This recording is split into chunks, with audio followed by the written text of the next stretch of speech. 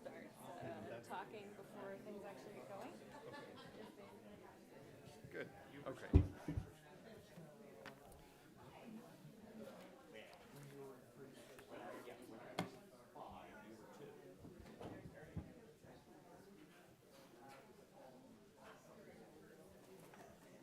Are you okay with the slightly higher platform? I couldn't remember which one. It's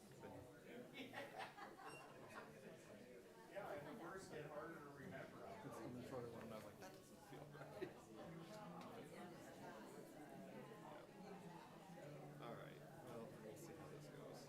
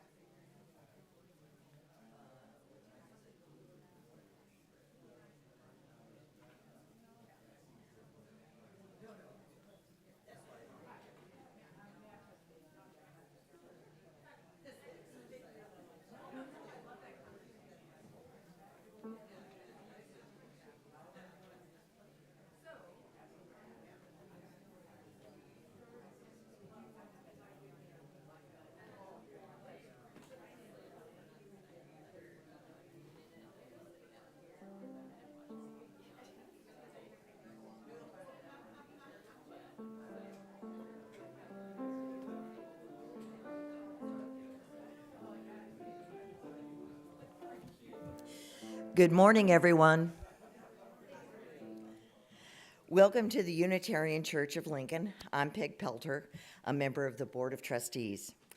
I want to offer a special welcome to those of you who are visiting for the first time.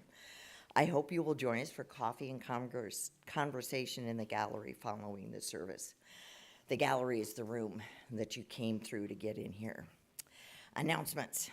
There are 2 more opportunities this week, Monday morning and Wednesday afternoon, to stop and have coffee and conversation with Oscar. This is a chance to let him know what you've been up to while he was in England. Join us 1 week from today at 5:30 at the Celebration Potluck Picnic at Antelope Park. Bring a dish to share and your dinnerware. We will provide veggie and meat options from the grill with all the fixings and some beverages. We are in great need of volunteers every Sunday morning. Please consider sharing your talents to make coffee, greet visitors, or serve as an usher.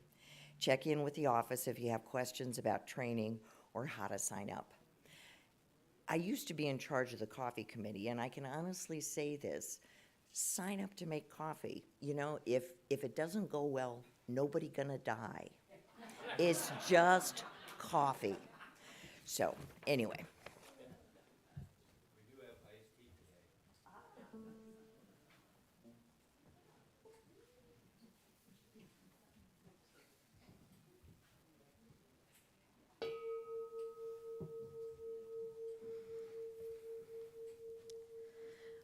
Our chalice lighting today is We Travel This Road Together by Tess Bomberger.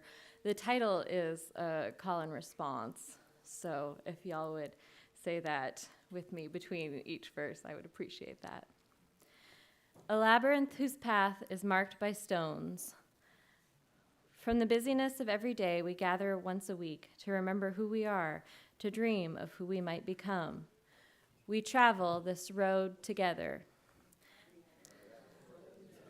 Thank you.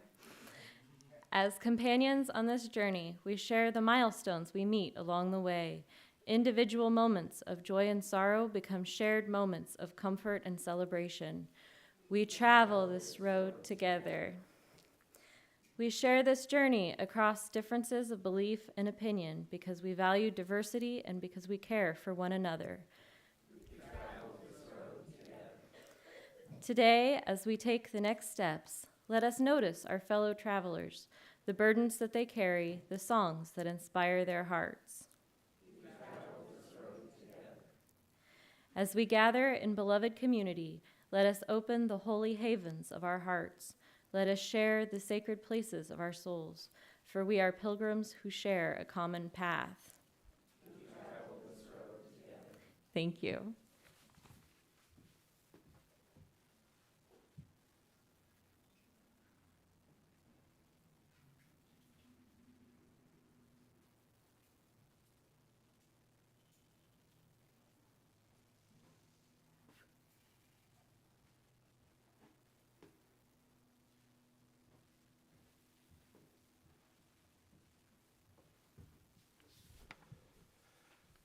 All right.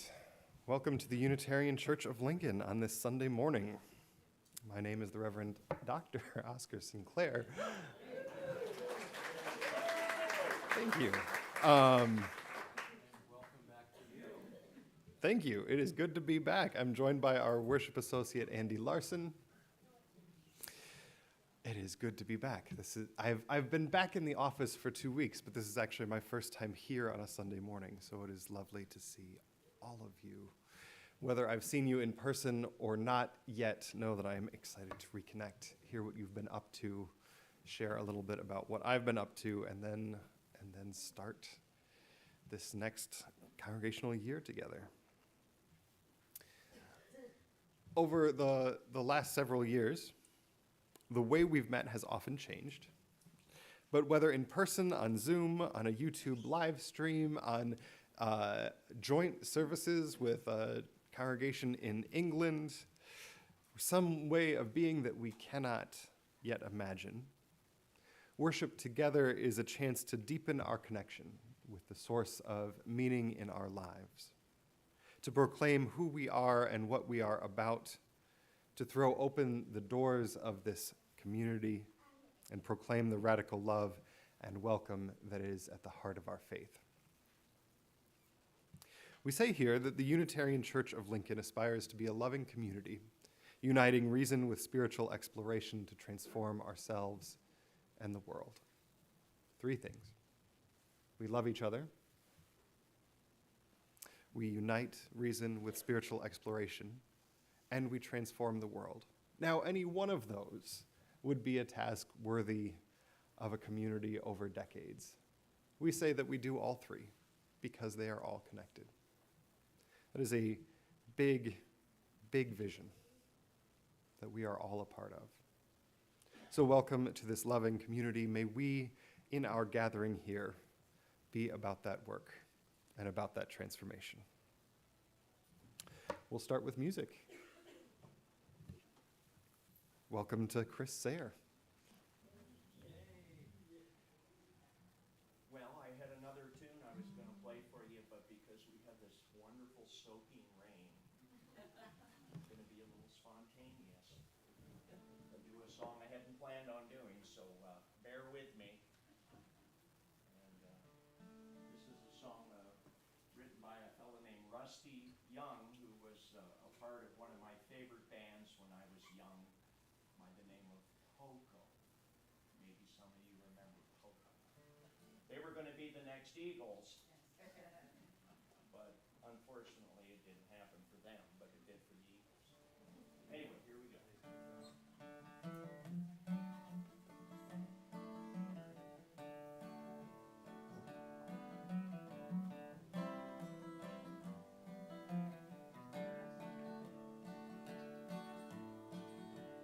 Gonna let the rain wash it all away.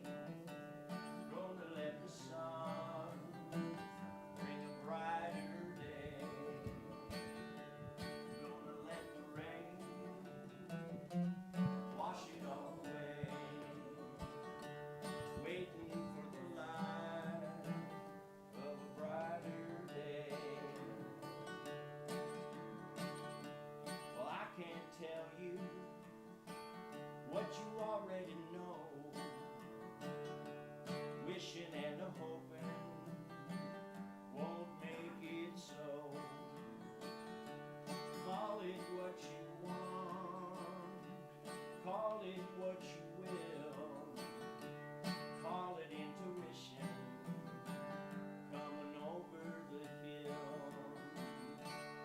Gonna let the rain wash it all away. Gonna let the sun bring a brighter day. Gonna let the rain wash it all away. Waiting for the light of a brand new day. One more time. Gonna let the rain wash it all away. Gonna let the sun bring a brighter day. Gonna let the rain wash it all away. Waiting for the light of a brand new day.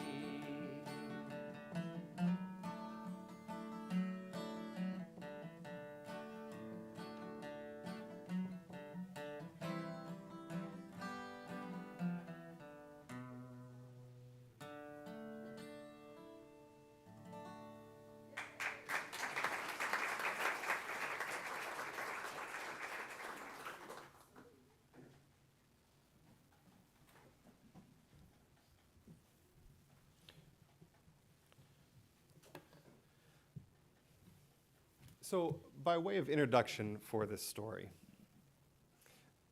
you may need to draw some connections between the theme of the story and the theme of the sermon on your own today. They're not obvious. But here's the actual connection. Scotland is full of unicorns. And this story is about why that is. And I'll share a brief story about unicorns in Scotland. I told Ailish at one point as we were walking around that if she saw, I think it was 20 unicorns in one day, I would buy her ice cream. I am a kind and generous parent. I thought we actually would. We didn't. We bought ice cream anyway. And then I got this book to explain to her where the error happened. So this is The Legend of the First Unicorn by Laurie Dunn.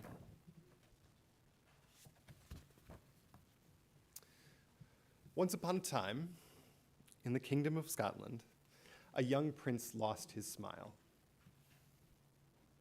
Everyone tried to make Prince Donald smile. His friends invited him to picnics and parties. Yes, if anybody would like to come forward for the story. It's been a while since I've done this. Yeah. His friends invited him to picnics and parties. The royal baker decorated cakes for him.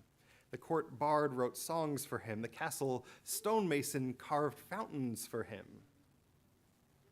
But the prince couldn't find his smile. The court magician thought that a new magical creature would amuse the prince. He mixed fur and feathers, scales and claws, then added a pinch of powdered starlight. A new golden animal appeared, but it was fierce and frightening, and it wouldn't help anyone smile. So he banished it from the castle. Now, the magician's granddaughter, Hannah, wondered if she could invent a different magical beast. In her happiest dreams, she often chased, but never caught, a pearly white animal. Perhaps chasing the dream animal would help her friend Donald find his smile. Later that night, Hannah crept back into the magician's workshop. Hannah worked until dawn, inventing a creature with the elegant body of a horse, the nimble hooves of a goat, and the glittering horn of a gazelle. This new animal was gorgeous and glowing and calm. Hannah told him, "You are a unicorn." Then she opened the door and let him go. Hannah ran into Donald's bedchamber and dragged him to the balcony. "Look," she said, "What's that?" asked Donald. "He's the first ever unicorn." "He's beautiful." They watched the unicorn gallop into the trees and out of sight. Donald sighed, "I wish I could see him again." Hannah hid her grin. "Then let's follow him into the forest." Hannah and Donald chased the unicorn all day, but they never quite caught up with him. He led them to the best places to play among the trees. Whenever Donald and Hannah stopped running to splash across streams or wave leafy crowns or duel with wooden weapons, the unicorn stopped galloping.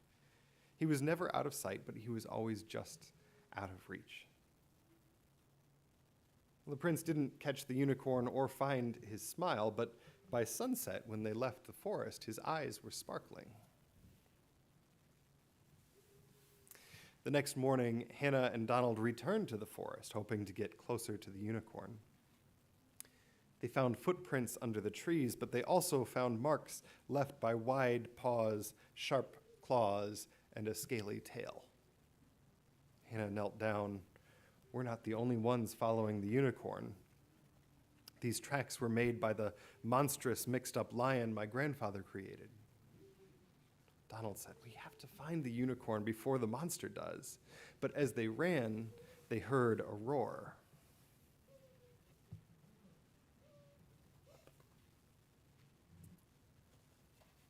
The unicorn was fighting bravely, but the winged lion was angrier and fiercer. "We need powdered starlight," shouted Hannah. "I'll fetch it. You help the unicorn." She ran off, leaving Donald staring at the monster's ripping claws and snapping fangs. Donald took a step back. The prince had already lost his smile. Now he was losing his courage. He watched the furious beast circle and leap and realized he might lose the unicorn too. Donald took a deep breath, grabbed his wooden sword, and sprinted towards the battle. The boy and the unicorn fought side by side.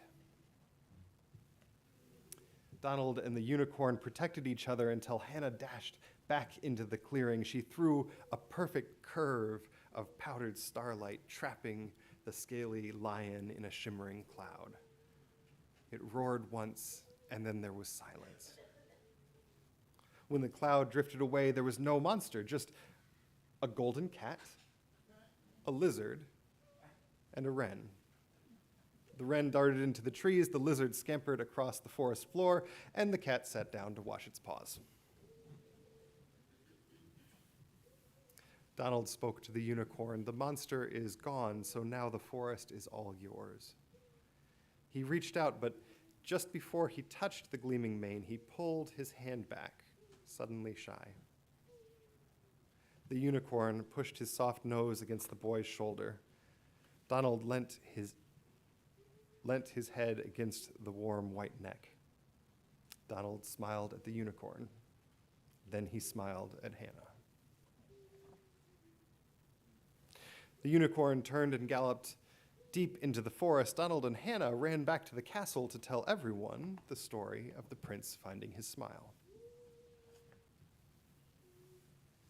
And as they grew up, Hannah and Donald often visited the forest. They sometimes saw a flash of white through the trees, but they never got close to the unicorn again. When the magician became a wise king with a clever magician by his side, he asked the castle stonemason to carve 99 unicorn statues. King Donald placed the stone unicorns all over his kingdom so that people would never forget how the prince found his smile. And that's why there are unicorn statues in castles and towns all over Scotland. And that's why, if you stand quietly in a Scottish forest, you might glimpse something magical hiding among the leaves. And that is the end of our story. So if any kids want to go to the in-gathering that's happening just in the gathering place over there, you're welcome to do so now. While you do that, if you would rise in body or in spirit and join in our opening Our 20 minutes into the service, first hymn. Number 1068 in the Teal hymnal, Rising Green.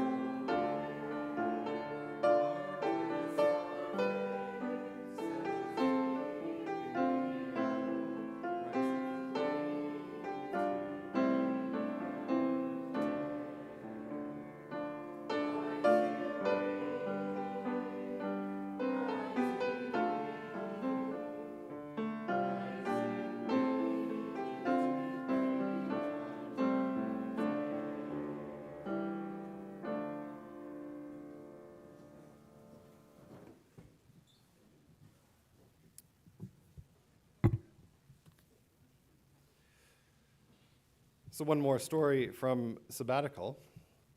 After my first Sunday preaching at the Seven Oaks Unitarians, a member of that congregation came up to me and said, "You didn't do Joys and Sorrows right. Here's how we usually do it."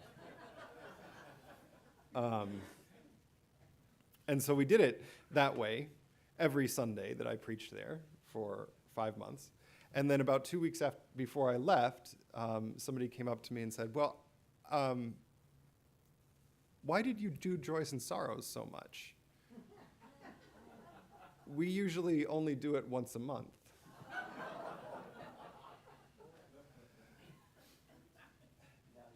Now you tell me. But I did it every week because I think in some ways it is the most important thing that we do, right? Whether in Seven Oaks or here, this thing where we get in a room together and share with each other the celebrations and the sorrows of our life is central to the task of a church. It's more important than the sermon. It's more important than what any one person says.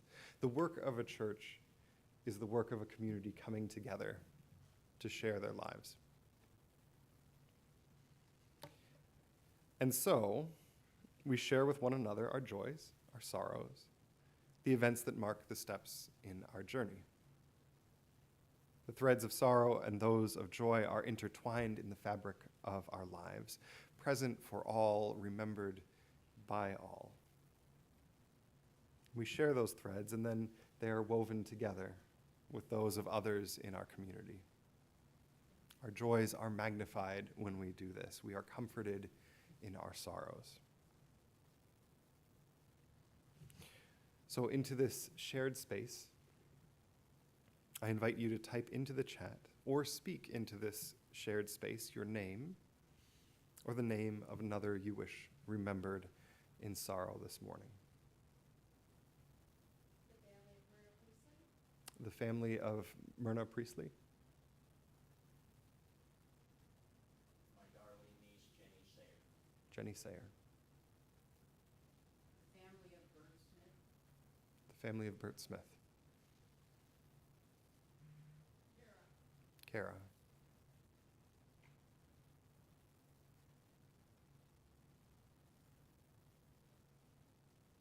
The family of Karis Shack. The family of Karis Shack.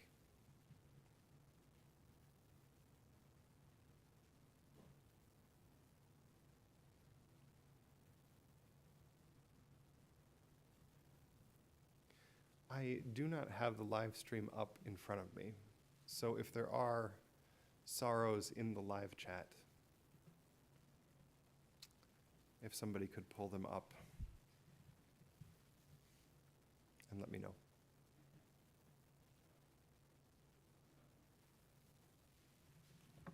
Thank you.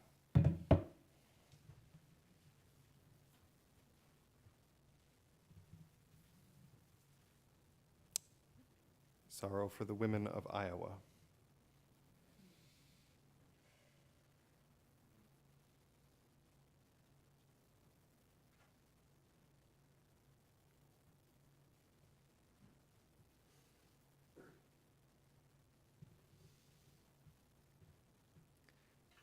We also know that sorrow is never the end of the story. It's never the only story.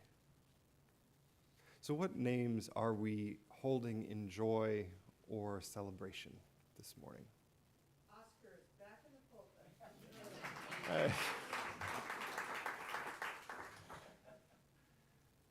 It's good to be back. Alan will be getting home Tuesday after 20 days in hospital. Alan, who is coming home on Tuesday.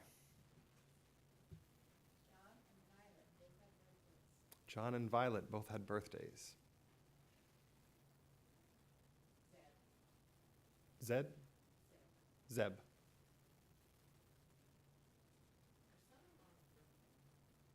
Marcia's son-in-law's birthday. My grandson's birthday. Karen's grandson's birthday.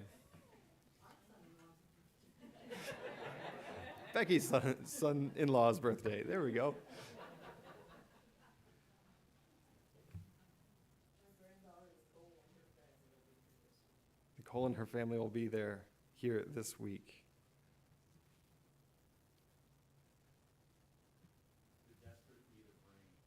The desperate need of rain. Yep. In the live chats, there are joys for Karen's son-in-law Mark, who got the best present. Oh, whose son-in-law Mark is having a birthday and got the best birthday present by their house selling in one day. There we go. And from Jamie Radcliffe, joy, my sister Jenny emerging from gloom.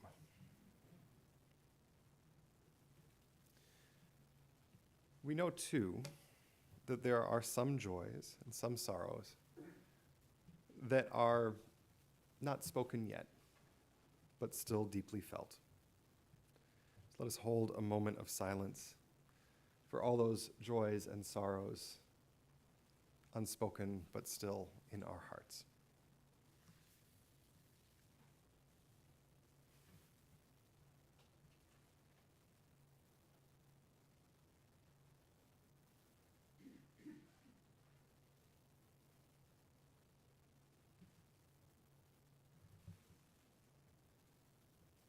Amen.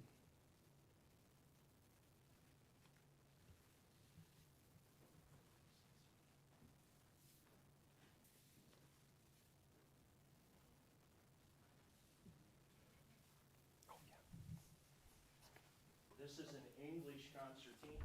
I thought it would be appropriate to try and play this today. I'm one of the very few, I think, maybe the only one in the whole state of Nebraska that tries to play something like this. And I have to tell you, when I was young, I could just pick it up and start playing. Not as easy as I approach 70, but I'm going to give it a shot. Because I usually have to warm up. And I'm going to play a tune. I mentioned my niece, Jane, and I wrote this tune for her. I'm trying to paint. She loved butterflies. She left us tragically in 2006. But she loved butterflies, so I tried to paint a musical picture of butterflies. You'll have to decide if I was successful. And by the way, just because I know a lot of you want to know, I don't want to take too much time here, but this instrument was one of very few that were actually invented in England, patented in 1829. It's one keyboard, two sides. So when you play a scale, you're going like this. Bill, you'd be interested. Back and forth. So you can't look at your fingers, you need to. So you have to practice and practice, but again, I'll do my best. So this is a little tune. I try not to get emotional. She knew Jane.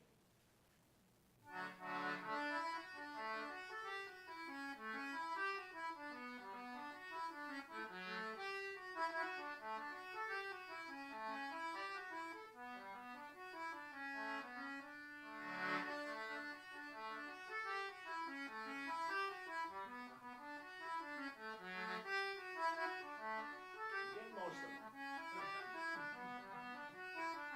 There's 48 buttons.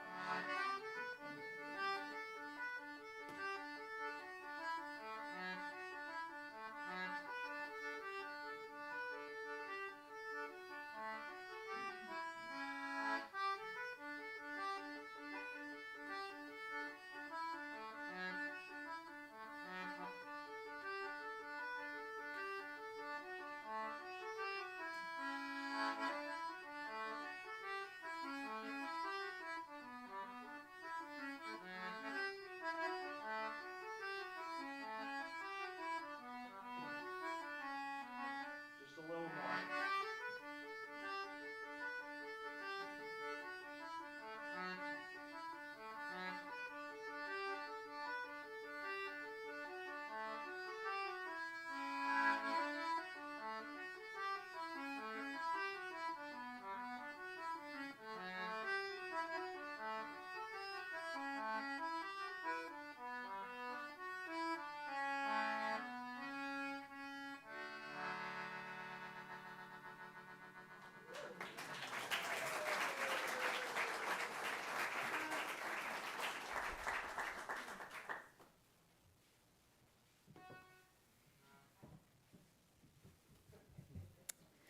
Each week, we take up a collection to support the work of this church and our partners in the community.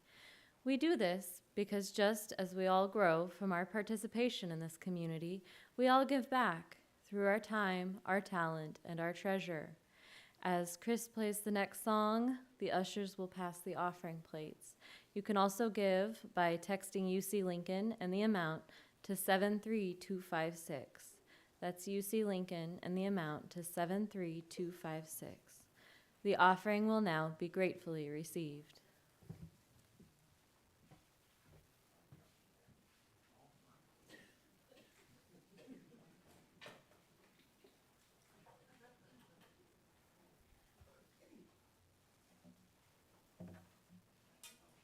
Oh, where'd it go?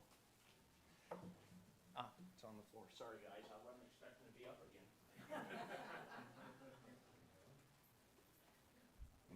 I'm shirking my duties, man. All right.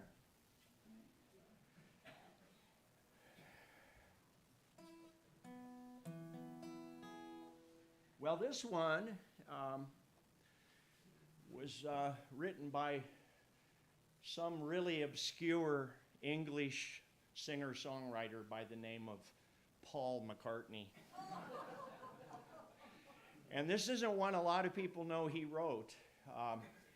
He wrote this when he was in the group Wings back in 1977. But it's, I played it when I was young, and I've been kind of trying to get it back in my brain. And it's a beautiful little song called The Mull of Kintyre, which is in Scotland. And a mull isn't what you mull over necessarily, but a mull would be a kind of an outcropping, barren piece of land, geographical term. And apparently, when Paul was married to Linda, they lived in Scotland, had a house, he probably still does, and raised their kids there. So it's got a great little chorus. And this is it. You can help me out. You'll remember this. Maybe. Mull of Kintyre, oh mist rolling in from the sea. My desire is always to be here, oh Mull of Kintyre. Sounds very old, doesn't it? Far have I traveled, and much have I seen, dark distant mountains and valleys of green, past painted deserts, the sunsets on fire as they carry me home to the Mull of Kintyre. Here we go. Mull of Kintyre, oh mist rolling in from the sea. My desire is always to be here, oh Mull of Kintyre. You ought to Google this up, because usually when he plays a live concert, he'll get a local bagpipe band to come in, and it's very inspiring. It's pretty cool, but we don't have bagpipes today. Sweep through the heather like deer in the glen, carry me back to the days I knew then, nights when we sang like a heavenly choir of the life and the time of the Mull of Kintyre. Mull of Kintyre, oh mist rolling in from the sea. My desire is always to be here, oh Mull of Kintyre. Smiles in the sunshine, tears in the rain, still take me back where my memories remain. Flickering embers grow higher and higher as they carry me back to the Mull of Kintyre. One more time. Mull of Kintyre, oh mist rolling in from the sea. My desire is always to be here, oh Mull of Kintyre.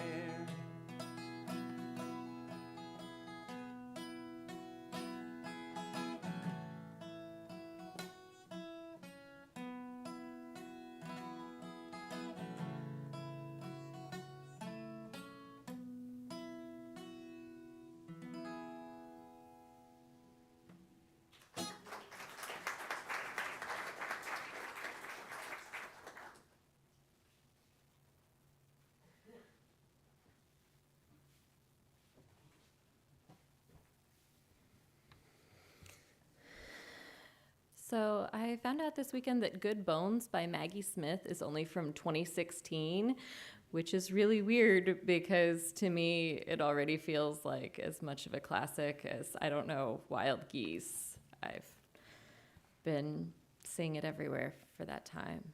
So, life is short, though I keep this from my children. Life is short, and I've shortened mine in 1,000 delicious, ill-advised ways. 1,000 deliciously ill-advised ways I'll keep from my children. The world is at least 50% terrible, and that's a conservative estimate, though I keep this from my children. For every bird, there is a stone thrown at a bird. For every loved child, a child broken, bagged, sunk in a lake. Life is short, and the world is at least half terrible, and for every kind stranger, there is one who would break you, though I keep this from my children. I am trying to sell them the world. Any decent realtor, walking you through a real shithole, chirps on about good bones. This place could be beautiful, right? You could make this place beautiful. Our next hymn, 1044, is Ailey, Ailey. Stacy is going to sing the first verse for us, so we don't all have to try to figure out the Hebrew on the fly. And then everyone will join in English on the second verse.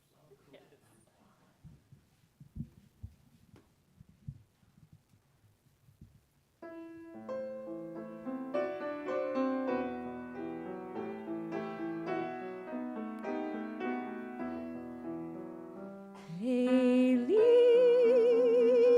Eli, shelo yigamer leolam, ha'ol v'hayam, rishu shel hamayim, mirak hashamayim, tilat hadam. Ha'ol v'hayam, rishu shel hamayim, mirak hamayim, tilat hadam. My Rise in body and spirit and sing that in English. There we go. Here we go, everybody. I'm right at the top. Up with the intro.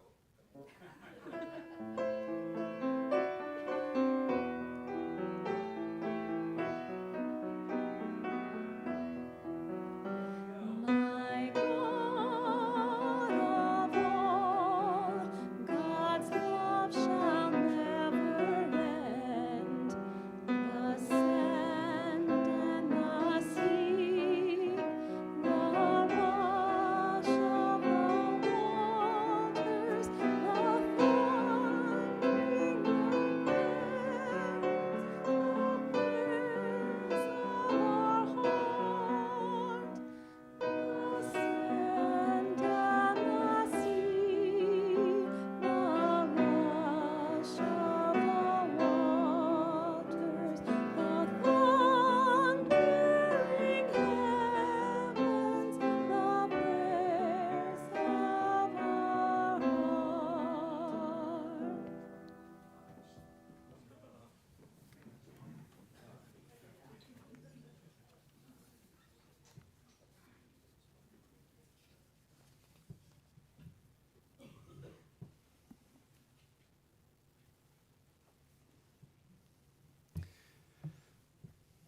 Our next reading is a poem from Wendell Berry. When despair for the world grows in me, and I wake in the night at the least sound, in fear of what my life and my children's lives may be, I go and lie down where the wood drake rests in his beauty on the water, and the great heron feeds. I come into the peace of wild things who do not tax their lives with forethought of grief. I come into the presence of still water, and I feel above me the day-blind stars waiting with their light. For a time, I rest in the grace of the world and am free.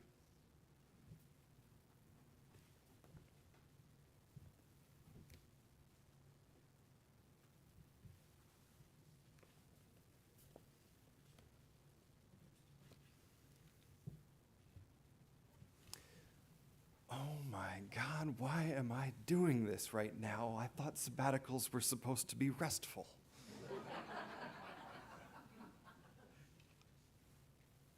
I don't remember exactly what I muttered in the vicinity of Loch Lochy in mid-June, but that captures the essence of it without perhaps some vocabulary not suited for a pulpit on Sunday morning.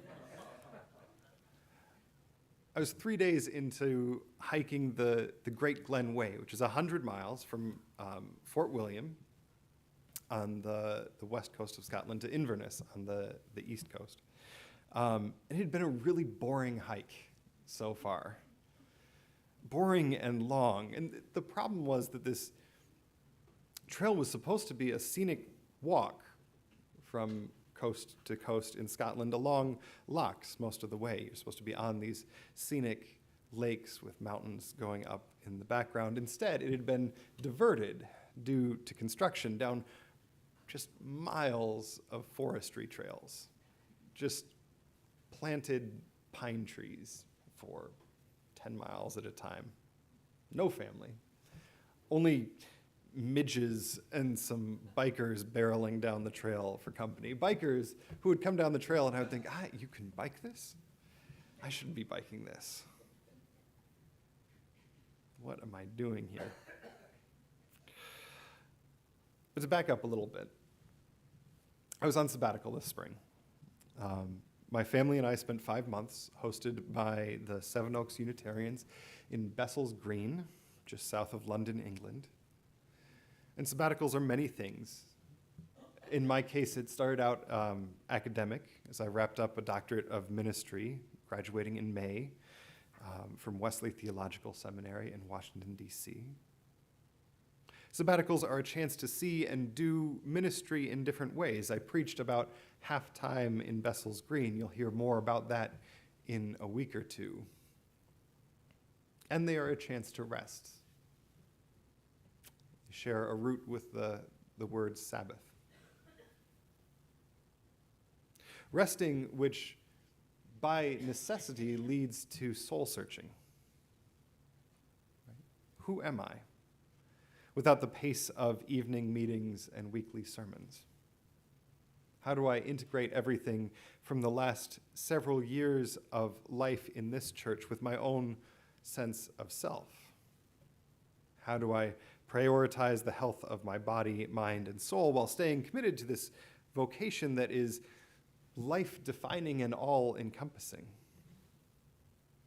A few weeks into the sabbatical this spring, I was texting a friend of mine, another Unitarian minister, also on sabbatical at about the same time, who said, and this is a direct quote, "I'm fine, I guess. I just thought it would be like, woohoo, instead of, oh shit, my feelings are catching up with me." Luckily, a friend was like, "Hey, I had panic attacks during my sabbatical because of not enough structure, so I was prepared." So that sounds grim. So you could maybe frame the opportunity a little bit differently. A sabbatical is a chance to step back from day-to-day commitments, work through all the stuff associated with that particular transition, and then spend some time dreaming about big questions. So over the next 3 weeks, I want to highlight some of what I've been up to, what I've been dreaming about, through 3 images that I'm carrying with me as I come back to Lincoln: the walk, the cathedral, and the churchyard. So we're going to start with the walk this morning. I went to England with a pretty clear idea of how I was going to spend my time. I had 5 months away from commitments that I had spent the last several years on. I brought all of my calligraphy supplies. I brought some video games, and I brought an 1,100-page book of Masonic ritual and esoterica that I'd been meaning to read since I got it.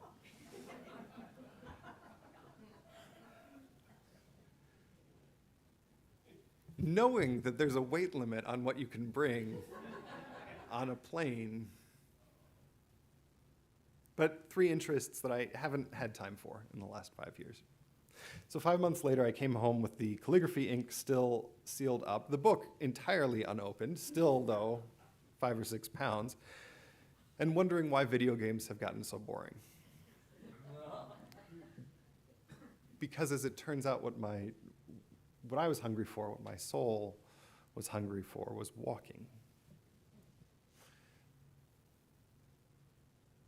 I bought a new pair of hiking boots my second week there. Those hiking boots are no longer useful. They are worn down to the nubs. But why walking? So for a start, unlike what I had planned, long distance hiking is frequently type 2 fun. Does anybody remember type 2 fun from a sermon a year or two ago? Okay. As a reminder, here's how a recent article in the Washington Post described the fun type topology. A fun scale is often used by outdoor enthusiasts and endurance junkies to describe the type of enjoyment they get from their adventures or misadventures, as the case may be. Type 2 fun can be terrible when you're doing it, like climbing up a mountain on a cold winter's night or running a 100-mile race, but when it's over, your memory erases the miserable parts and you do it again for fun. On this scale, type 1 fun is an activity you're sure to enjoy, and you do. So think sharing a nice meal with friends, going to the beach on a chill day of downhill skiing, using a chairlift like normal people, being a minister, reading a 1,000-page book on esoterica. Type 3 fun is not actually fun at all. It's often described as harrowing, like getting dangerously lost in the wilderness or trying to swim across the Atlantic. It often involves search and rescue, prayers, and vows that you'll never do it again. But type 2 fun is the sweet spot. It challenges you without putting you in danger, and it's often uncomfortable in ways that make you feel alive. So on sabbatical, when I had the opportunity to hike the West Highland Way, 100 miles through the mountains in Scotland in March, in the rain, at the height of mud season, in 40-degree weather, I had a pretty good idea that it was going to be, at best, type 2 fun. And it was so great. It's core memory, top 10 experience of my life. And very wet, very cold, and very muddy. But that's easy to set aside. And I did. I eventually went on 2 more week-long hikes, as well as countless day trips out into the country, at the expense of all the type 1 fun supplies I had brought. But I kept doing it not just out of a sense of fun. I think that simplifies why.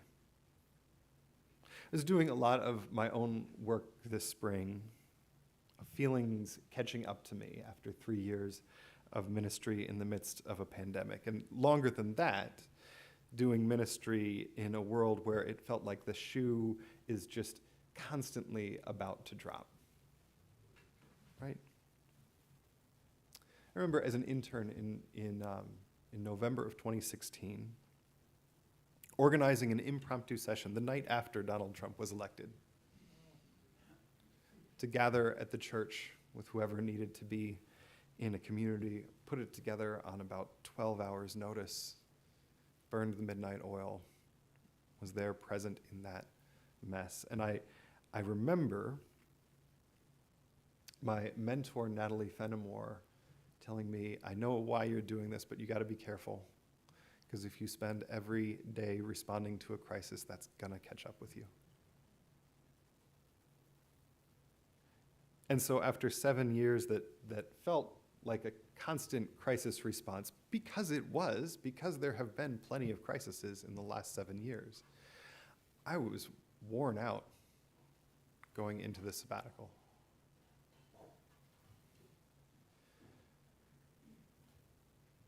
I also preached a lot this spring. When I wasn't walking, I was preaching. But one of the ways to rest was very critically not to write a new sermon every week, but instead to go to the back catalog and pull out sermons I've written over the last few years. And I was often guest preaching at new congregations, so it became an interesting question, right? What is the one thing that you want to say to people? People you've never met and will likely never see again. If you are a preacher and you can say one thing over and over again, what will it be? And for me, it was that Maggie Smith poem. In Ipswich and Oxford, Sevenoaks and Ditchling, I ended sermons with. Any decent realtor walking you through a real hole chirps on about good bones. And we should be careful, because sometimes that's just a way to paper over the house that's falling down around us. But sometimes, maybe even half the time, there is compassion even when it's hidden. This place could be beautiful, right? We could make this place beautiful. I kept going back to those words because it felt like the thing that we do most in church. Often in England, folks would ask what it's like being Unitarian in Lincoln, Nebraska. This was, of course, in the midst of a Nebraska legislature session that made international news. The London papers had quotes from Jim Pillen and Michaela Cavanaugh in them. Not on the front page, but on the second page. So I would say in those moments that in the States, especially in Nebraska, we know that what we do in Unitarian Universalist congregations matters. It saves lives. And maybe we make the world a little better, a little less hateful, a little more beautiful each time we gather together. Nebraska, I would say, despite what you've read, despite what you're reading, Nebraska has good bones. I know those people.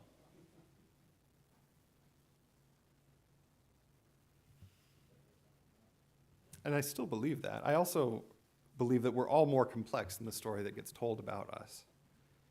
And I wanted UK Unitarians to have a more complex picture of the American Midwest than they usually get. But I also know the despair that's at the heart of that Maggie Smith poem, right? Because there is despair. So much of that poem depends on how you read the last line. This place could be beautiful, right? You could make this place beautiful. That is either hope or desperation. And I read it differently depending on the day.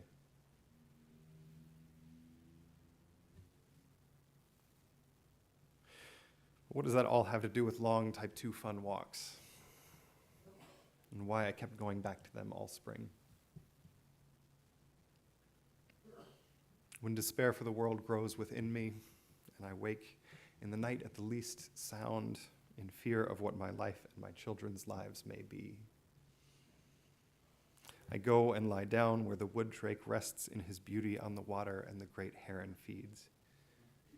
I come into the peace of wild things who do not tax their lives with forethought of grief. I come into the presence of still water, and I feel above me the day-blind stars waiting in their light. For a time I rest in the grace of this world and am free.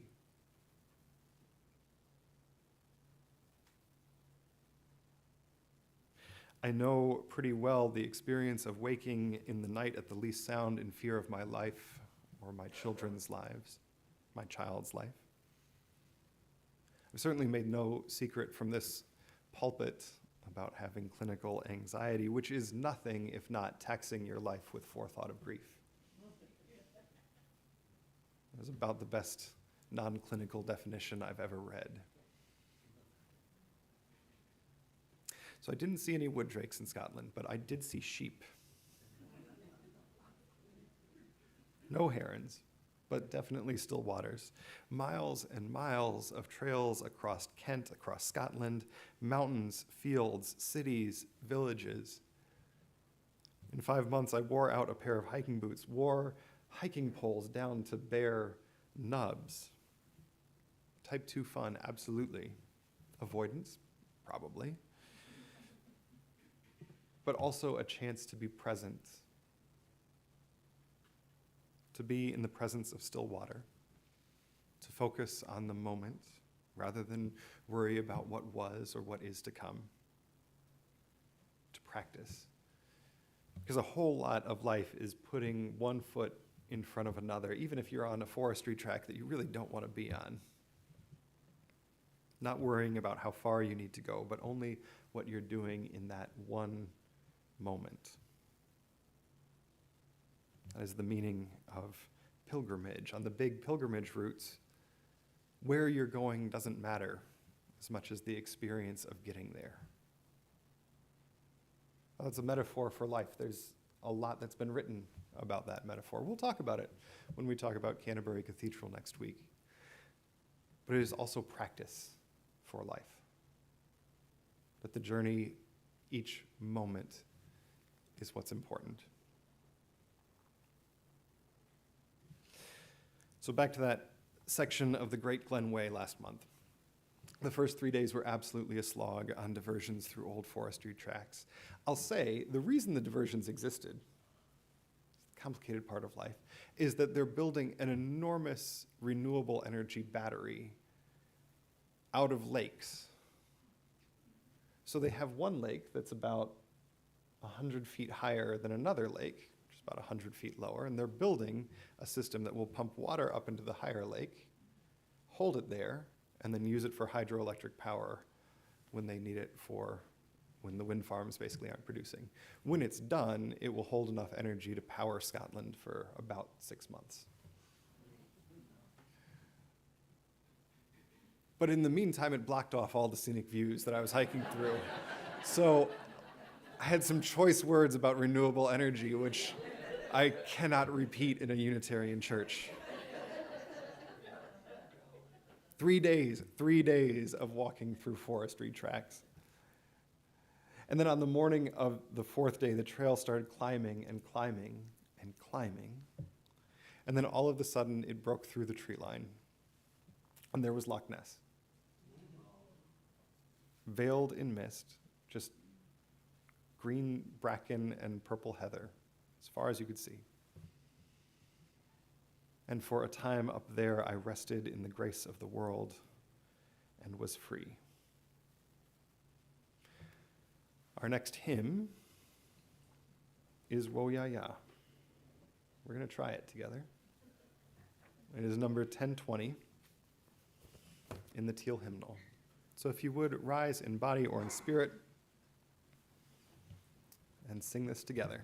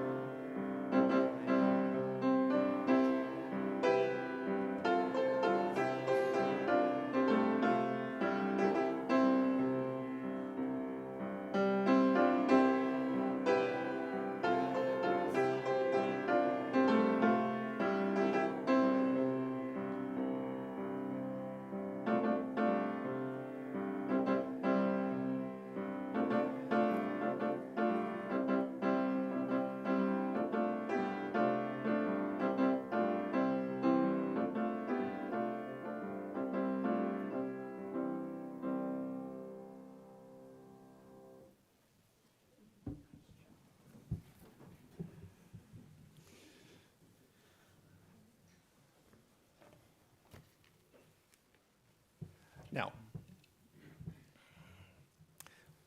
the last thing I want to say is this. Please, please, please don't take anything that I've said this morning to mean anything other than I am really excited to be back in Nebraska and back at work. And a few reasons for that. The first is that I discovered that a whole lot of unstructured time is probably actually not the best thing for clinical anxiety, especially when there are genuine crises happening back at home. And what we do here matters. What you have built here, the Unitarian Church of Lincoln, is a place of genuine good in the world, and it is a world that needs it. It is a place that heals and prompts in equal measure, and going on 7 years, I am so grateful to be part of the story that you're telling here. Sabbatical was lovely. I'll probably try and spend more time in the next 7 years on trails. But I'm also going to show up at the county commission meeting on Tuesday, asking them to commit to increase funding for diversion programs to keep our neighbors out of county jail. As a side note, Justice in Action is trying to get 100 people at that county commission meeting. So if you want to join us, come talk to me or Judy Kelly, or I think maybe Mark is going to be there as well. Judy Hart will be there. Come find one of us. We'll get you there. Sabbaticals are restful, but it is probably a measure of success. By the time I was actually coming home, I was restless to get back. It's time to get to work. Time to be the church together. So as we close this service, go in peace, but don't go very far, because we have a lot of work to do. Amen and blessed be.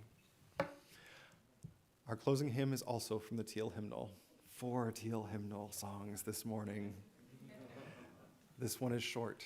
It is a single melody line. There are no repeats. It is short. There's a single melody line. There's one repeat. If you would please rise in body or in spirit and join me in singing Go Lifted Up.